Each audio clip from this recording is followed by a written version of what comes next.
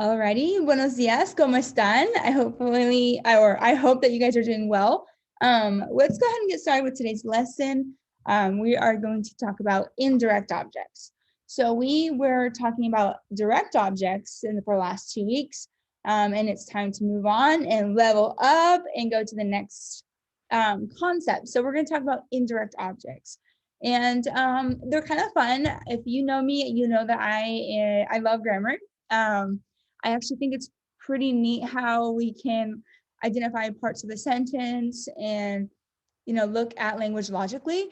So let's go ahead and get started. I'm gonna go ahead and share my screen with you and we'll get going, okay? So, all right, I'm gonna click present for this. All right, indirect object pronouns, AKA, you're gonna hear me call them IOPs, okay? And this is a presentation I stole from Senor Mason, and I edited it a little bit, so it's not all mine. And let's start. So first things first, what is a pronoun? A pronoun is a word used to take the place of a noun.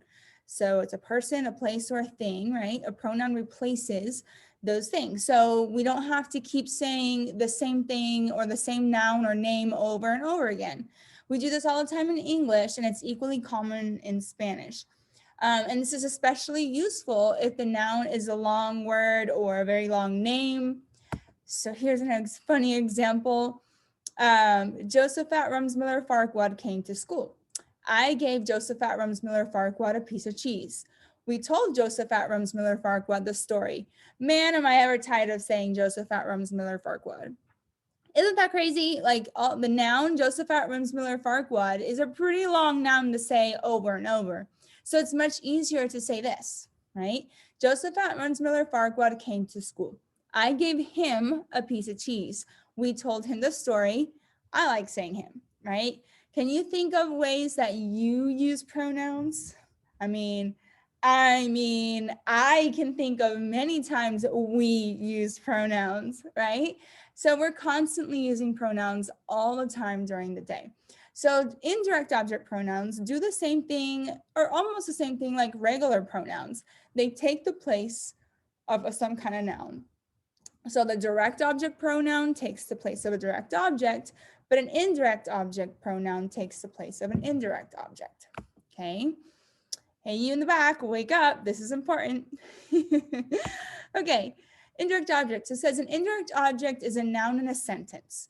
Not all the sentences have indirect objects, okay? You'll see that a lot of them don't.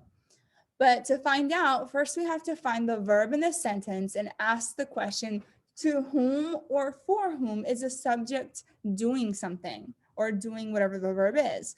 For example, I bought Jill the shoes. The subject in the sentence is I, because I'm the one doing the buying, right?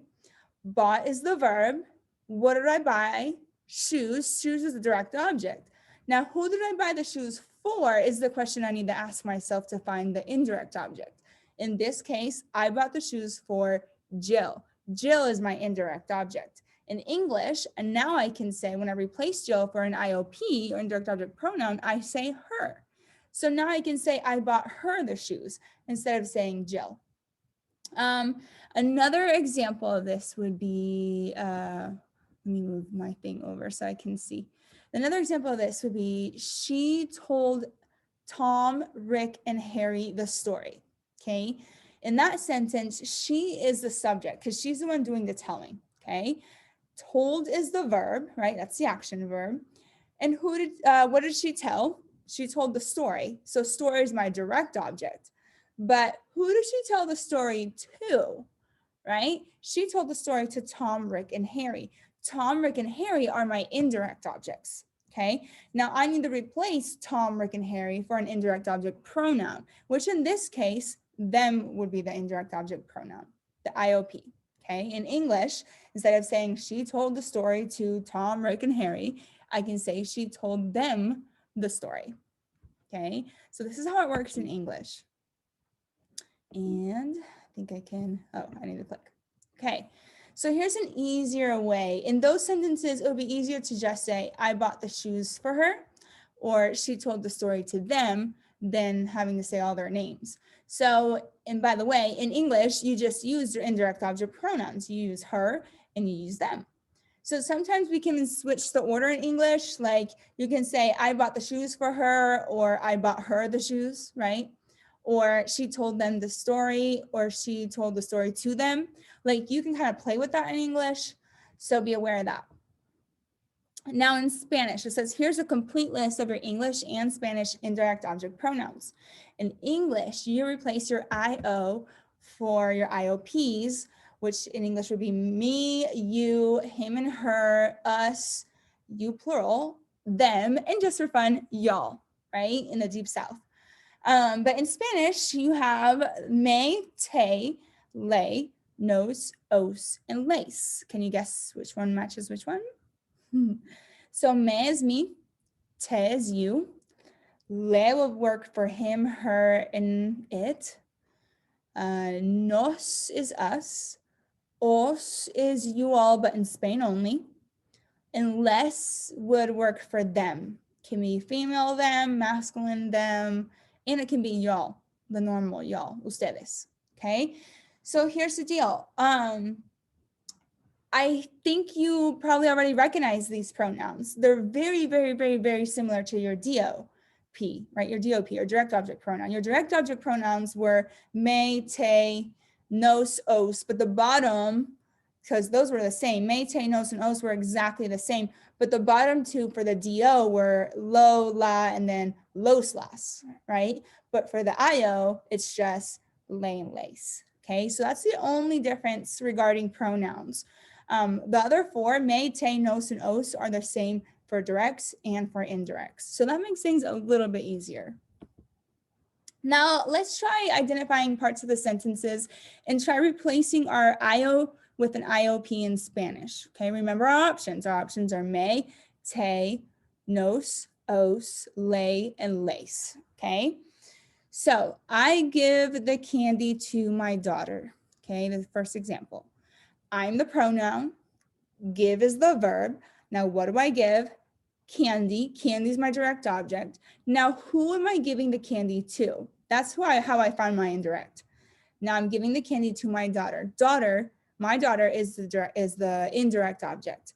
Now, what indirect object pronoun would replace my daughter? In English, I would replace it with her.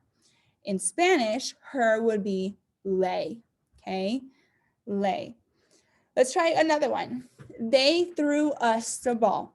So they are the subject because they're the one throwing, right? Threw is the verb, that's the action, threw. What do they throw? They threw the ball. So the ball is the direct object. Now, who do they throw the ball to is the real question, right? We're trying to find the indirect object. So in this case, they threw the ball to us. We are the indirect object. So in Spanish, us is nos. Okay, good job if you already knew that. All right, let's do another example. She told me the truth. She is the subject, right? Told is the verb. What did she tell?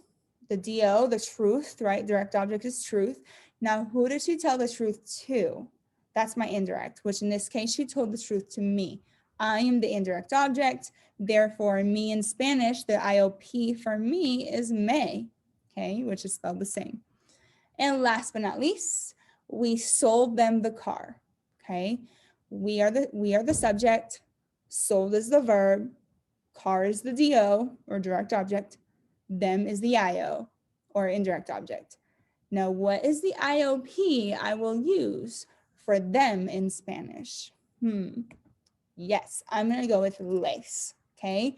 So if I needed les in my Spanish or them in my sentence, les would be the IOP that I would use, okay? So now the bad news, which by the way, Mr. Mason, who created this, I don't think this is bad news. I think this is great news, but let me explain. The IOP placement, right, where you put these pronouns in the sentences when you translate them to Spanish, sometimes for some students, it's kind of complicated, but if you got your DO down, your direct object pronouns down, this is going to be so easy because it's great news that the process is pretty much exactly the same as your direct object pronoun. And I'll explain all the details here pretty soon, but I think this is great news, right? But here, it says placing pronouns in English is easy for us since we've been doing it for a long time. Doing it in Spanish will require us to put aside our customary ways of doing things and follow the Spanish rules.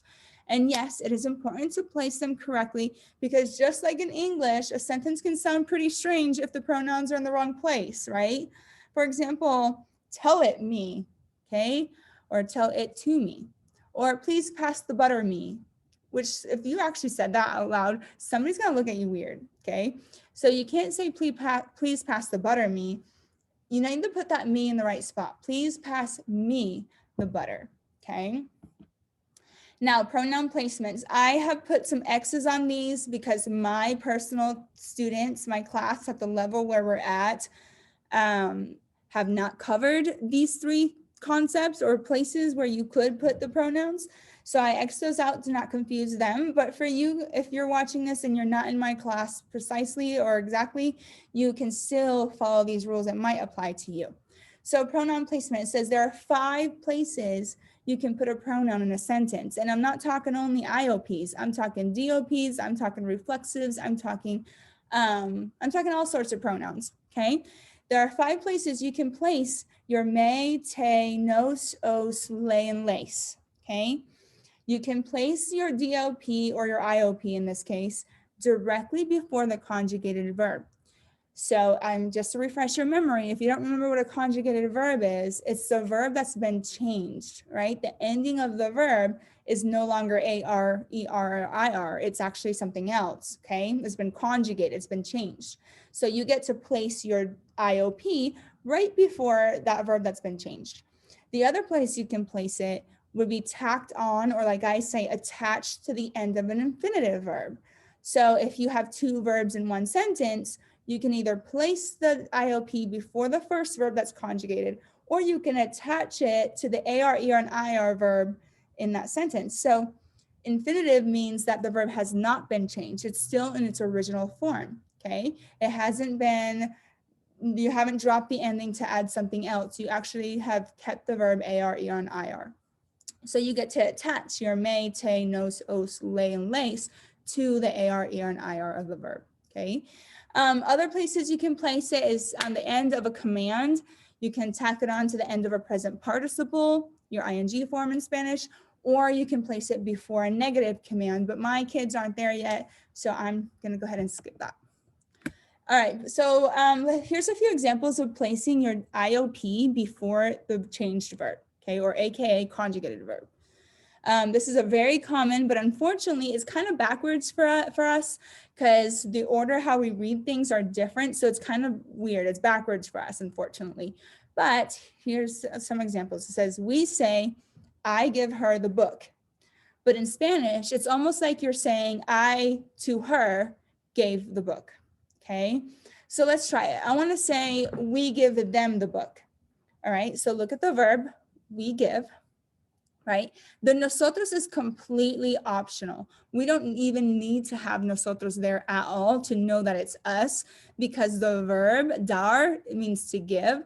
Damos has been conjugated, right? It's almost ending. So I know, even if there wasn't a nosotros, I know damos means we give, right? So I know we are the subject, even if this wasn't here. So this says we give the book. Now I need to make sure I say we give the book to them, right? We give the book to them. It's kind of reading backwards. So in Spanish, what's them? Les, yes. So the correct way to say we give the book to them in Spanish would be les damos el libro. Sorry, it's so broken. Les damos el libro, if I want to say it correctly, right? I'm trying to say it easy for you to hear. How about she gives him her phone number, okay? So ella, this one I like to be specific because the he, her, or he, she form is not very specific. So go ahead and keep ella. She gives, notice that dar has been conjugated, or dar has been conjugated for she, okay? So I know it says she gives. Now remember, you have to read it backwards. She gives her number, her phone number to who, right? And the sentence said him. So what IOP means him? Yeah, lay. So my correct sentence would be, ella le da su número de teléfono. Le da, she gives him. Okay, you read backwards, le da. Right, there we go. Anyways, here's an example of you attaching your IOP to the end of an infinitive verb or to the end of the AR, ER, and IR verb. So this one's much easier for you because it's in the same order that you would read your English, okay? And just remember that an infinitive verb is an unconjugated verb. It hasn't been changed. It ends in R, right? AR, ER, and IR. So let's try it. It says, the sentence we're going to use to base this off of is, we want to send you a letter. Okay, we're the subject. Now this has two verbs. Verb 1, want. Verb 2, send. Okay, so now to find my direct object, I ask myself, what do we want to send? In this case, the letter is my direct object. Now the more important question for this exercise is, who do I want to send this letter to? Okay, and according to this, we want to send this letter to you. You're my indirect object. So remember your pronouns. Which one would replace tú? If you thought te or te, you are correct. Now here's the deal. Like we talked about earlier, you can put the te before the changed verb. Notice this one, queremos. You see how the hemos, it's been changed for we want. Querer means to want. Queremos says we want, and mandar is to send. So I have two options because I have two verbs. I can put the te before the conjugated verb like we talked about, and your answer would say, te queremos mandar una carta. Or, like we're learning, we can attach the te to the AR part. So I could say, queremos mandarte una carta. Okay, because there are two verbs, I get two options. I can place it before the changed verb, or I can attach it to my infinitive, my AR. And the both will be correct. They both will say, we want to send you a letter, or we want to send a letter to you. Okay, notice that the te can go in either spot, and ask yourself why, right? We talked about that. All right, here's another example. She is going to tell us the answer. So in English, I'm going to break this down. She is the subject, right? She's the one doing the telling. Going is a verb. That's verb 1. To tell is verb 2. What is she going to tell? The answer. That's my direct object. Now, who is she telling the answer to is the more important question for this. In that case, it's us. We are the indirect object. So what is the indirect object pronoun to replace us? In Spanish, it's going to be nos, like nosotros, right? Now, just like we did earlier, we got two places that we could place the nos. Now, remember, you can only do one or the other. You can't be placing them both at the same time, okay? So here you go. Ella nos va a decir la respuesta, okay? Or ella va a decirnos la respuesta. And they both translate to, she is going to tell us the answer, okay? Nos can go on either side before the change verb, because va is a form of ir. Ir means to go, right? This says she goes, so it's been changed. And decir is still ir, okay? Now, I'm not going to talk about how you attach them to commands or your present participle. You can find other YouTube videos, I'm sure, on that if you need to. But I hope this has been helpful for you. Be sure to ask me any questions you may have. By the way, I just used 2 indirect object pronouns in the last two lines. Anyways, if you'd like more help or practice, follow the links below. There are a few studyspanish.com lessons that will be very helpful to you. If I remember, I'll link these from Senor Mason onto this section under the video. If I forget, just send me a message. I'll find it for you. But now I want to kind of do some examples for you on the whiteboard. Let me see if I can unshare this thing. Here, how do I unshare my screen? Oh, here it is, stop share. Okay, so now it's just me. That's scary. Okay, so let's go ahead and do a few examples on the board. I was planning on doing it on this whiteboard, so it's maybe a little easier for you. Okay, so I'm going to do a few examples and let me go get my example notebook and I'll be right back. Okay, I'm back. So I found my little example notebook I left on the other side of the room, but I found it, so we're good. Let's go ahead and I'm going to write an example here and we'll play with it so you can kind of see how the IOP works, right? Let's get started. So the example I'm going to write, I can get the marker open, here we go, is, let's see, here, a simple one. Él, that's an L, there we go, da un libro a mí. Okay, so I need you to bear with me. This is really, in Spanish, is really incorrect. That's why we need an IOP to make this sentence correct. Because right now, this sounds awful. But for you, it probably sounds fine. But we need to fix it, okay? So this little guy right here, he is the subject, okay? Give, dar means to give. That's my verb, he gives, okay? Now, what does he give? He gives a book, okay? Book is my direct object. Now I need to ask myself, who is he giving this book to, okay? And the answer is to me, okay? I'm the indirect object. Are you good so far? Okay, so now that I found my indirect object, my job is to replace the IO for an IOP, right? Indirect object pronoun. And in my head, or not in my head, I'll show you, my options are me, te, le, nos, os, or les. Now, which one matches me? If you said me, yes, it is me, okay? Let me erase this.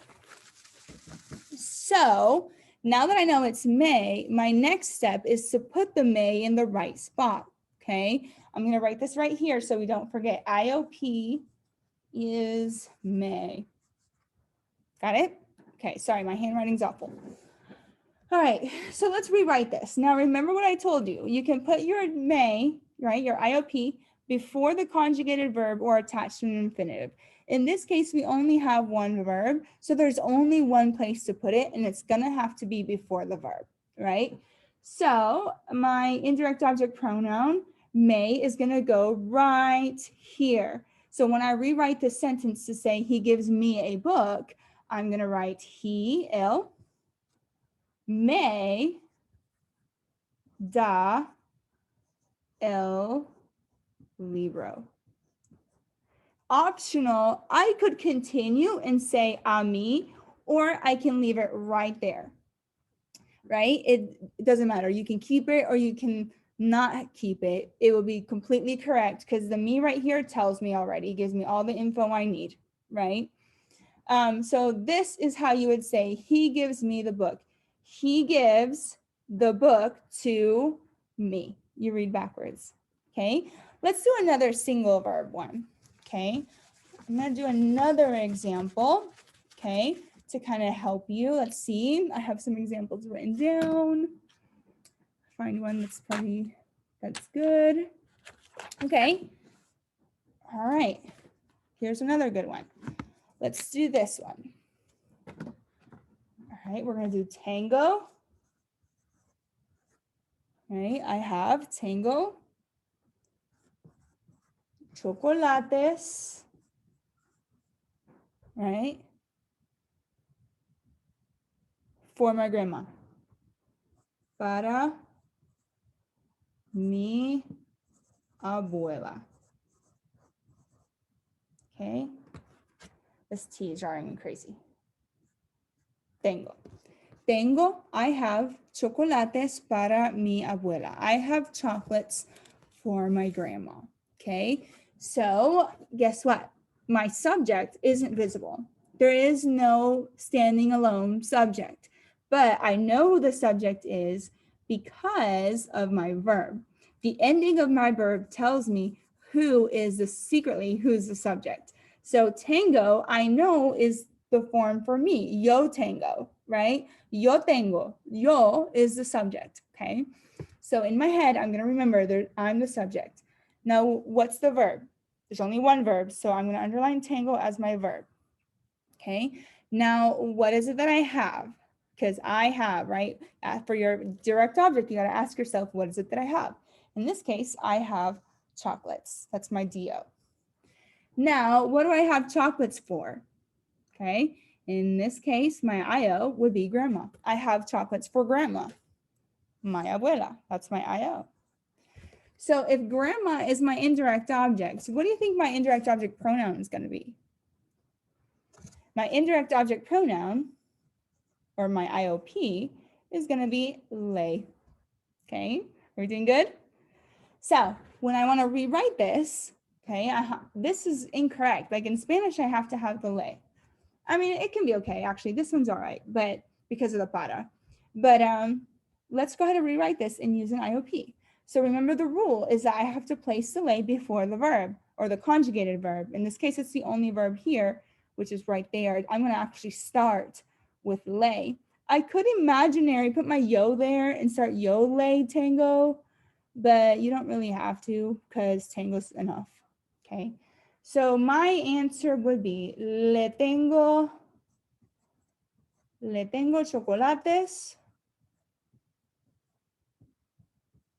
para mi abuela.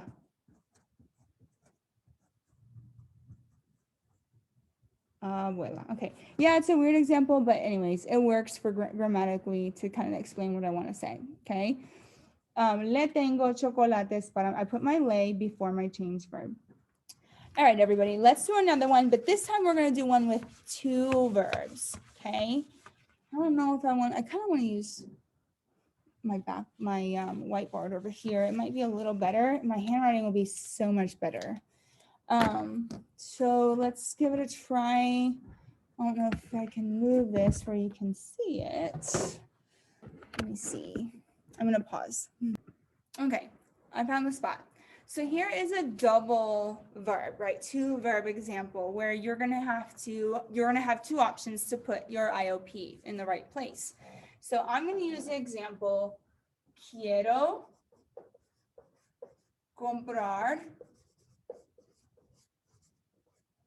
una casa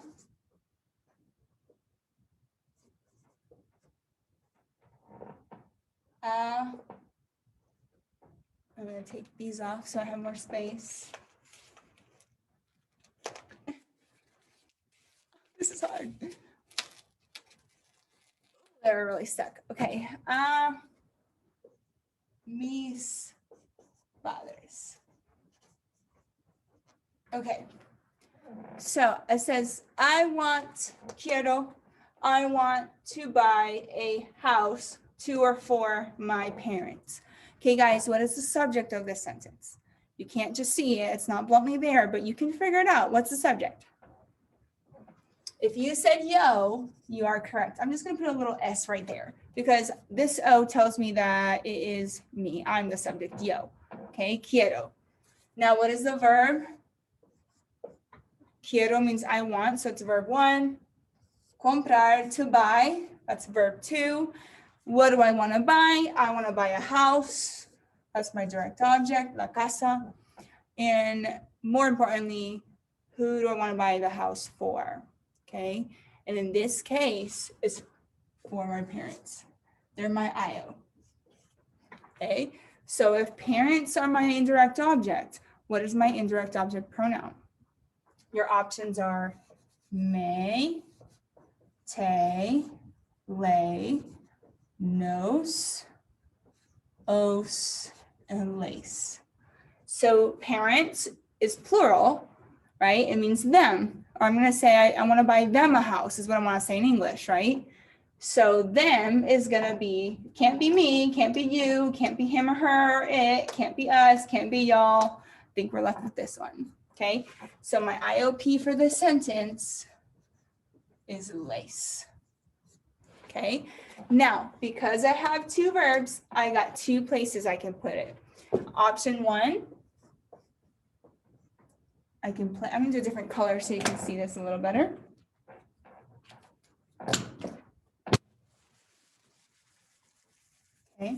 Option 1, I can place my lay before the conjugated verb. Guess which one's conjugated? Yes, quiero. Okay, it's been changed. It's not ER anymore, right? So I'm going to put my lace before the verb. That means I'm going to have to put it right here. I'm going to say, les quiero comprar. Follow the rest of it. Una casa. Optional, you can continue and say a mis padres, which I recommend you doing because you're using lace. Anytime you use lay or lace, you want to keep the long one. You want to do the whole thing because me is specific, tú te specific, nos is specific, os is specific, but laying lace is not.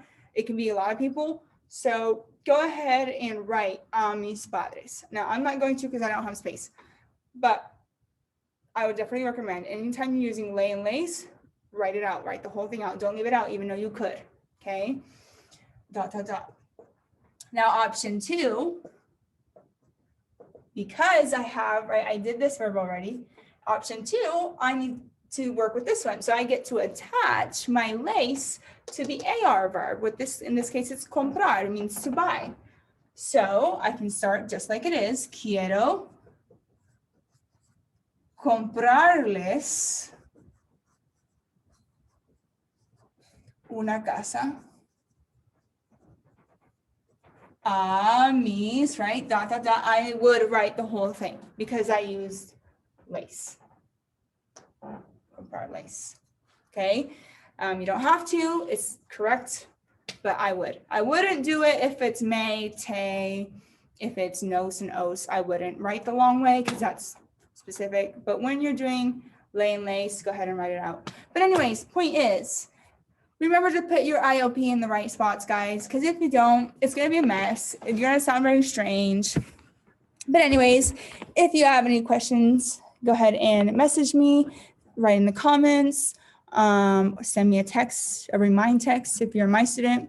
Hopefully you have a great afternoon, and I love you guys. Hasta luego. Ciao.